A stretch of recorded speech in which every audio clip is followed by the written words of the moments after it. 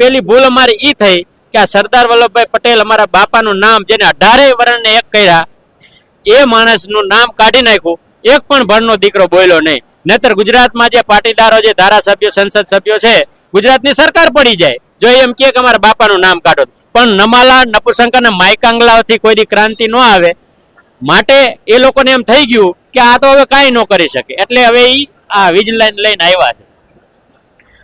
રહી વાત હિન્દુ ખતરામાં તો મારે સમગ્ર માનવ જાતને અત્યારે 18 વર્ષને બે હાથ જોડીને કહેવા માંગુ છું કે મામો કંસ છે મુસલમાન હતો જે કૃષ્ણએ એનો વધ કર્યો હતો. મહાભારતના યુદ્ધમાં એક પણ મુસલમાન મરાણો નથી. એવું કરબલાનું યુદ્ધ થયું એમાં એક પણ હિન્દુ મરાણો નથી. અને યુદ્ધ છે ને પદ પ્રતિષ્ઠા પાવર અને પૈસા માટેની લડાઈ હોય છે. કોઈ દી યુદ્ધ ધર્મના નામે કોઈ દી થયા નથી. પણ આ લોકો ધર્મના નામે લોકોને ડરાવે છે.